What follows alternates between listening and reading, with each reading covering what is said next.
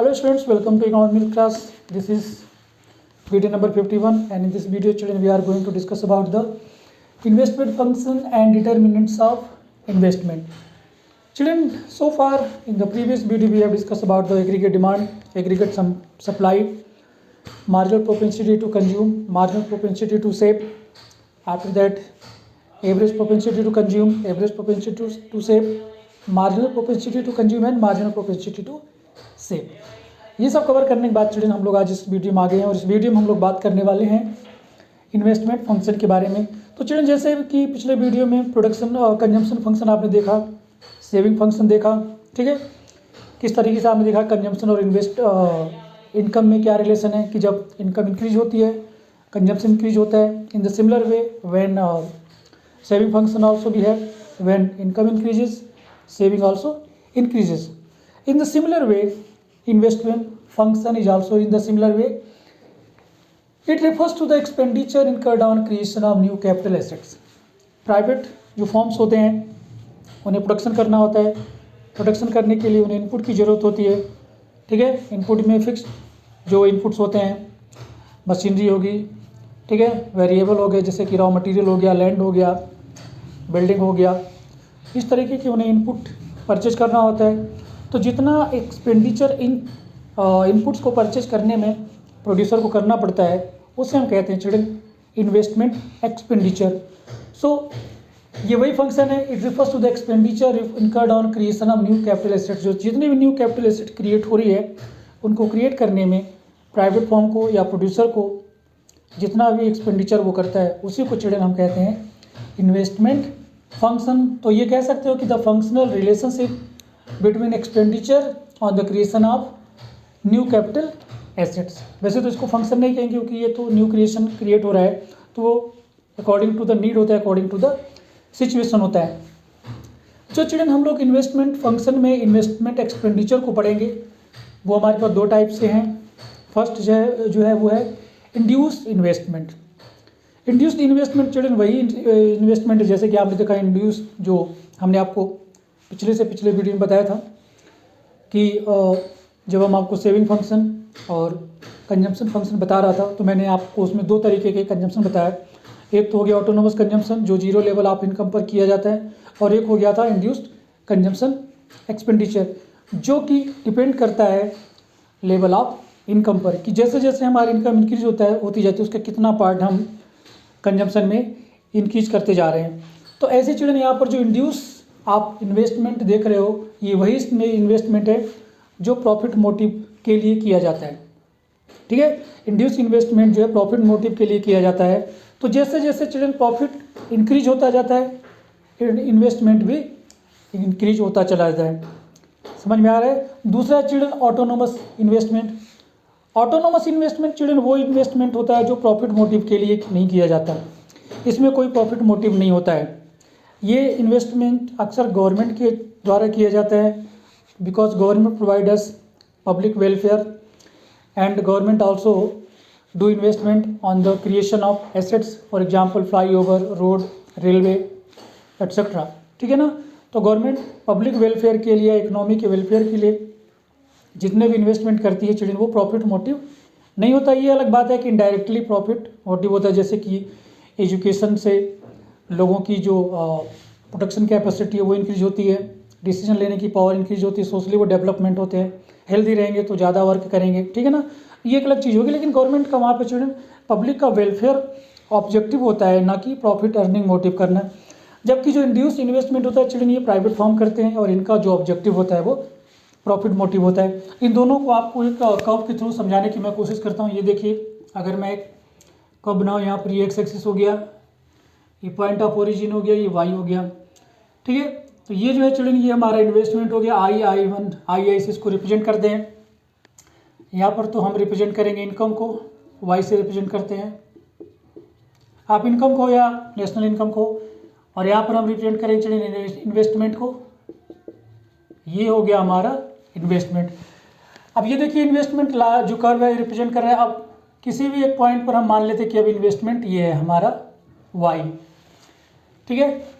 अब जैसे हमारा जो इनकम इंक्रीज होगी चिल्ड्रन, ये देखिए, तो हम इन्वेस्टमेंट में हमारा इंक्रीज हो रहा है, ये देखिए ये हो गया Y1। अगर हमारा प्रॉफिट कम होगा तो हम इन्वेस्टमेंट भी कम करेंगे। तो ये हो गया चिल्ड्रन हमारा इंड्यूस इन्वेस्टमेंट, कि जैसे जैसे हमारा प्रॉफिट इंक्रीज होता जाएगा इन्वेस्टमेंट भी इंक्रीज होता जाएगा। प्रॉफिट जो प्राइवेट फर्म्स होते हैं चिल्ड्रन, वो उन्हीं चीज़ों में इन्वेस्टमेंट करते हैं जहाँ पर लगता है कि उनको प्रॉफिट होने वाला है। अगर मान लो एक फार्मर है, वो वीट ग्रो कर रहे हैं, लगता है कि उसे वीट में प्रॉफिट नहीं है, राइस में प्रॉफिट है, तो राइस ग्रो करने लगे है।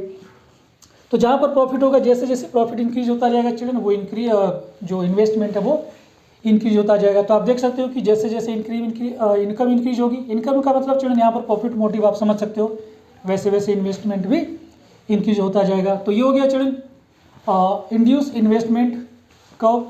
दूसरा चिल्ड्रन ऑटोनोमस कर्व है। तो ऑटोनोमस जो कहे, जैसा कि मैंने बताया चिल्ड्रन, ये ऑटोनोमस रहेगा, ये प्रॉफिट मोटिव से इसमें कोई इफेक्ट नहीं होता है। ये देख सकते हैं, ये हो गया हमारा इनकम, ठीक है, इनकम इन रुपीज, और यहाँ पर मैं रिप्रेजेंट करूंगा इन्वेस्टमेंट को, ठीक है ना।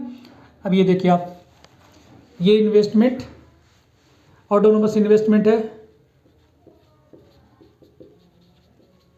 ठीक है ना। ऑटोनोमस इन्वेस्ट आई से इसको मैं रिप्रेजेंट कर रहा हूँ। अभी देखिए, जब हमारी इनकम वाई है तो भी इतना इन्वेस्टमेंट है, जब इनकम कम होगी तब भी, और जब इनकम ज़्यादा होगी तब भी। तो ये ऑटोनोमस इन्वेस्टमेंट चिल्ड्रन, ये जो है पैरेलल टू एक्स एक्सिस होता है, और ये इनकम पर डिपेंड नहीं करता है। इसका जो ऑब्जेक्टिव होता है प्रॉफिट मोटिव नहीं होता, और गवर्नमेंट ये पब्लिक वेलफेयर के लिए करती है।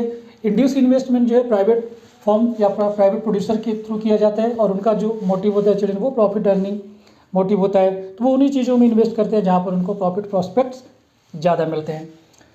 इसको कवर करने के बाद चिल्ड्रन अब हमारे पास आता है डिटर्मिनेंट ऑफ इन्वेस्टमेंट। अब जैसे कि हम लोग इंड्यूस इन्वेस्टमेंट की बात करें चिल्ड्रन, इसकी बात तो हम कर चुके हैं ऑटोनोमस की। अगर इंड्यूस इन्वेस्टमेंट की अगर बात करें तो चिल्ड्रन ये जो है दो चीज़ों पर डिपेंड करता है, देख सकते हैं आप।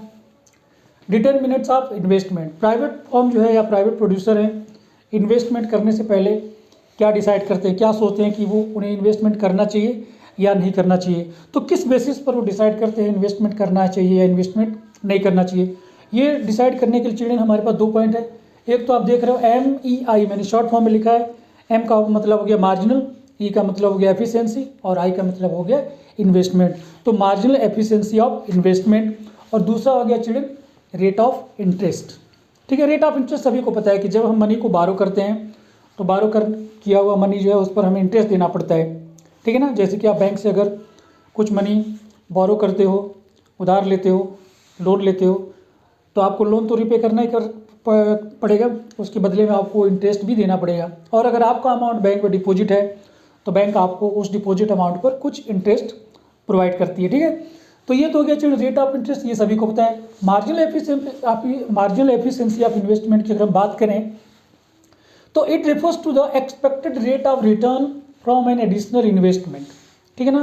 कि जब एडिशनल इन्वेस्टमेंट प्रोड्यूसर करेगा, मान लीजिए पहले से उसने 10,000 जो है या 100 करोड़ का इन्वेस्टमेंट कर रखा है, उसे 10 करोड़ का और इन्वेस्टमेंट करना है, तो जब वो इस बात पर डिपेंड करता है कि उस 100 करोड़ को जब वो इन्वेस्ट करेगा तो उससे उसको बदले में कितना रिटर्न मिलने वाला है। It refers to the expected rate of return from an additional investment, ठीक है ना। तो ये मार्जिनल एफिशिएंसी ऑफ इन्वेस्टमेंट जो है ये 2 बातों पर डिपेंड करती है, ठीक है ना।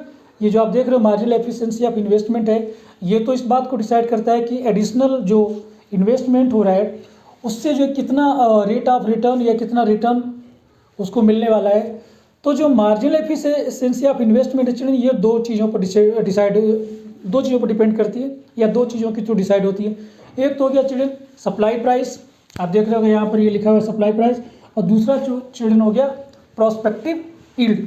सप्लाई प्राइस मैं बता देता हूँ क्या है। सप्लाई प्राइस चिल्ड्रन वो प्राइस होता है कि कोई एग्जिस्टिंग मशीन है और उसको रिप्लेस करना है, ठीक है ना। कि मान लीजिए कोई मशीन है उसको रिप्लेस करना है या नई मशीन को परचेज करना है, और उसकी जो कॉस्ट है वो है 10,000 रुपीज़, ठीक है ना। 10,000 रुपीज़ में नई मशीन आ जाएगी, तो ये जो 10,000 रुपीज़ हो गया चिल्ड्रन ये तो हो गया सप्लाई प्राइस। आई होप कि आपको ये अच्छे समझ में आ गया हो गया। तो देख भी सकते हो, it refers to the cost of producing a new assets of that kind. ठीक है ना, कि एक मशीनरी है वो खराब होगी, उसको रिप्लेस करना है, उसके बदले में नई मशीन लाना है। तो नई मशीन की जो कॉस्ट है चिल्ड्रन वो है 10,000 रुपीज़। तो ये हो गई आपकी सप्लाई प्राइस। दूसरा है प्रोस्पेक्टिव यील्ड। प्रोस्पेक्टिव यील्ड का मतलब चिल्ड्रन ये हो गया, it refers to the net return expected from the capital assets for its lifetime. कि मान लीजिए थे यहाँ पर कि आपने एक मशीनरी खरीदा है 12,000 की, ठीक है ना। तो 12,000 की आपने मशीन खरीदा है, लेकिन इसकी जो ऑपरेटिंग कॉस्ट है वो आपको लग जाती है 200 की, ठीक है ना। इसको ऑपरेटिंग कॉस्ट जो है 2000 है। तो इससे जो नेट आपको प्रोस्पेक्टिव यील्ड मिलता है चिल्ड्रन वो कितने का मिलेगा, 1000 रुपीज़ का, ठीक है ना।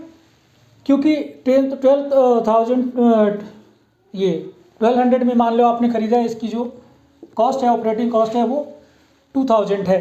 तो नेट जो यील्ड है आपको वो कितना उससे रिटर्न मिल रहा है, तो आपको उससे रिटर्न मिल रहा है चिल्ड्रन 1000 का। तो आई होप कि ये दोनों चीज़ें आपको समझ में आ गई है। अब चिल्ड्रन जो दूसरा है ये चिल्ड्रन देख सकते हो आप, rate of return. It refers to cost of borrowing money for financing the investment.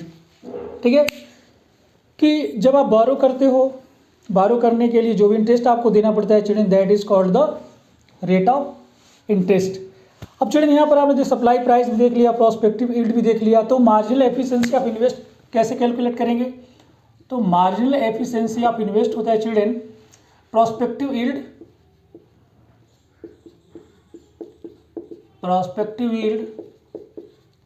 Into 100 upon हो जाता है children supply price.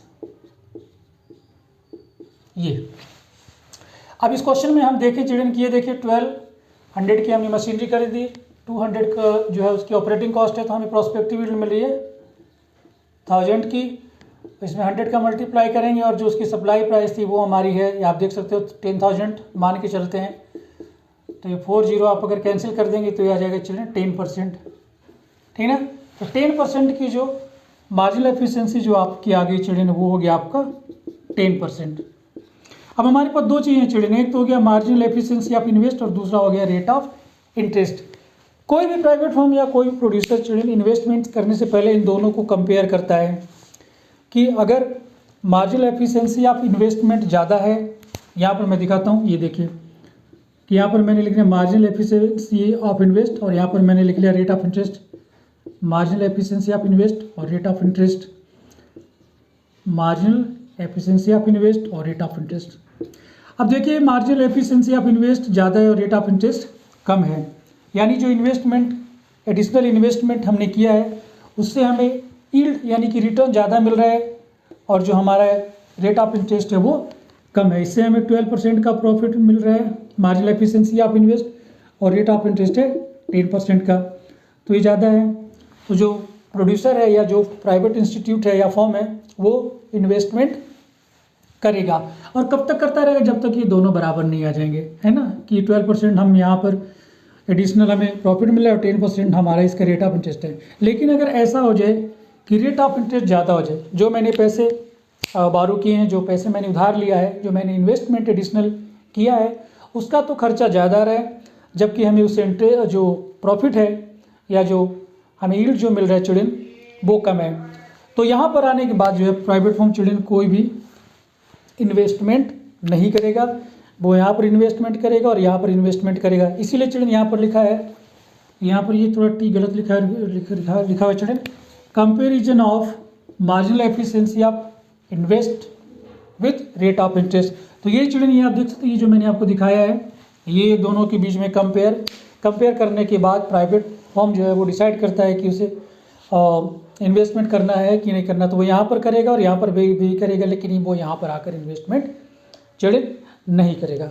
So children, that's all for this video. I hope you must understood all the points whatever I have explained with you. So you like and share my videos, and if you are the student of economics for 11th and 12th, you will subscribe my channel. So see you in the next video. Till then, take care. God bless you all. Thank you for watching the video.